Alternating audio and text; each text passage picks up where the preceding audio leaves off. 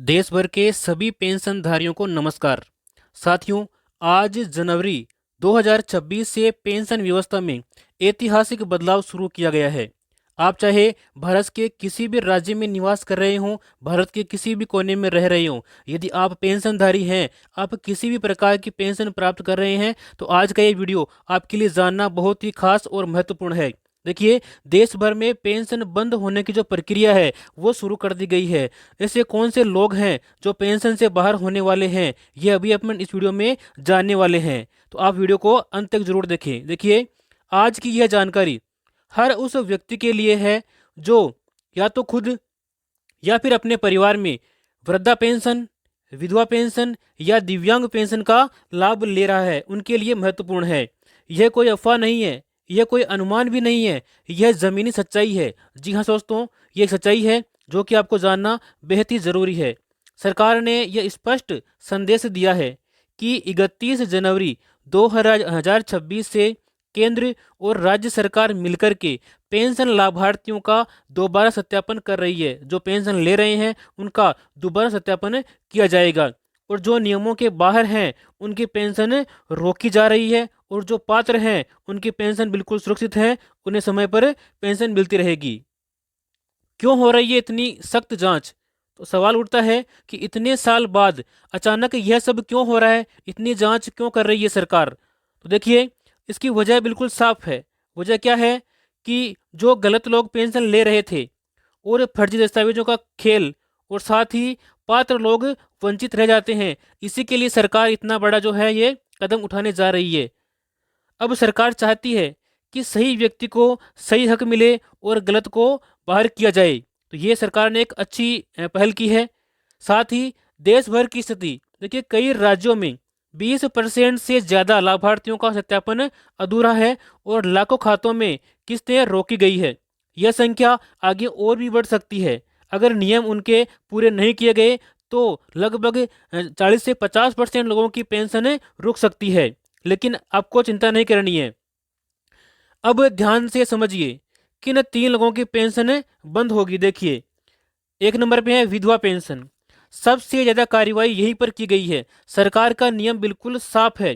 पति की मृत्यु के बाद जब तक महिला अविवाहित रहती है, वह पेंशन प्राप्त करने की हकदार है। लेकिन जैसे ही दोबारा उसकी शादी होगी तो पेंशन उसकी समाप्त कर दी जाएगी। तो ये सबसे बड़ा नियम सरकार ने बनाया है। साथ ही देखिए, समस्या कहाँ हो रही है, तो बहुत सी महिलाएं शादी के बाद भी पेंशन लेती रही है। अब जांच शुरू हो चुकी है और सच्चाई सामने आने वाली है। जो भी ऐसा करने वाले महिलाएं हैं उनकी पेंशन तुरंत प्रभाव से बंद कर दी जाएगी, और साथ ही जो भी अब तक उन्होंने पेंशन ली है उसकी रिकवरी की जाएगी, और लगभग कार्रवाई उनके खिलाफ होना संभव हो चुका है। आगे है 2 नंबर पे वृद्धा पेंशन। देखिए, उम्र का असली सच सिर्फ एक दस्तावेज मान्य है।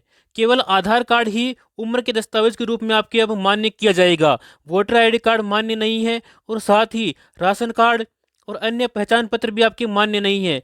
इनकी किसी भी जो डॉक्यूमेंट है उनकी किसी प्रकार की कोई वैल्यू नहीं है। यानी कि राशन कार्ड और अन्य पहचान पत्र और वोटर का आईडी कार्ड ये पेंशन में नहीं लगाए जाएंगे। केवल आधार कार्ड ही यहाँ पर मान्य होगा। बात करते हैं उम्र की शर्त को लेकर के। देखिए, 60 वर्ष या उससे अधिक जरूरी उम्र होना अनिवार्य है।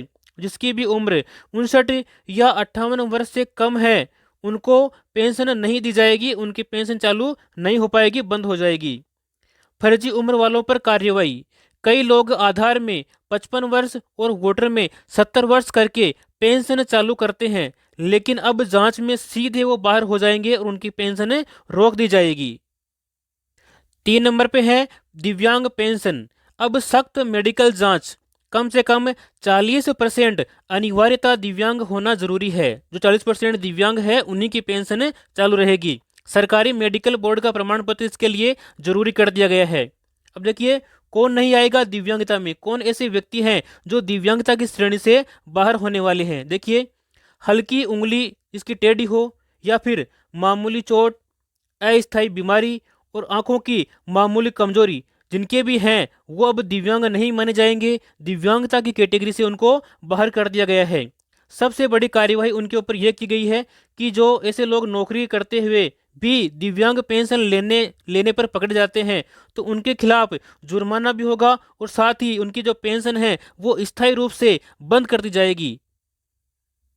अब बात करेंगे जिनके डॉक्यूमेंट सारे सही है लेकिन फिर भी उनकी पेंशन बंद हो चुकी है, तो वो पेंशन अपनी दोबारा शुरू कैसे करवा सकते हैं। देखिए, दोबारा शुरू कराने की प्रक्रिया, यदि किसी पेंशन का सत्यापन नहीं हुआ है और उसकी सामाजिक सुरक्षा पेंशन बंद कर दी गई है तो घबराने की आपको कोई भी आवश्यकता नहीं है।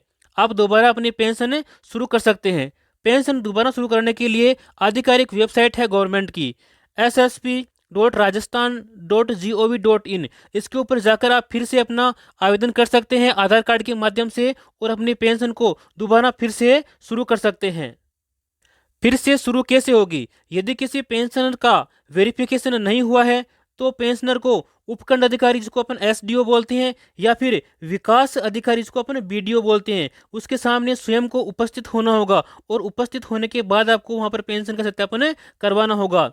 कौन अधिकारी जांच करेगा? तो मैंने बताया आपको, एक तो उपखंड अधिकारी है और दूसरा है विकास अधिकारी। इन्हीं अधिकारियों के सामने आपका भौतिक सत्यापन किया जाएगा और आपकी पेंशन तुरंत प्रभाव से एक आध दिन के अंदर ही शुरू कर दी जाएगी।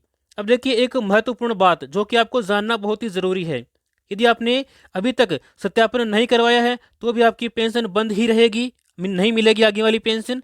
और अधिकारी के सामने सत्यापन करवाया है तो ही आपकी दोबारा पेंशन चालू हो पाएगी, तो आप इस बात का ध्यान रखें। आगे देखिए, बहुत जरूरी तारीखें जो कि आपको याद रखनी अनिवार्य है। 16 जनवरी 2026 को जांच अभियान तेज हो गया है। यहाँ से जांच जो है सख्ती से करनी प्रारंभ कर दी है, जो कि 31 जनवरी 2026 तक चलने वाली है।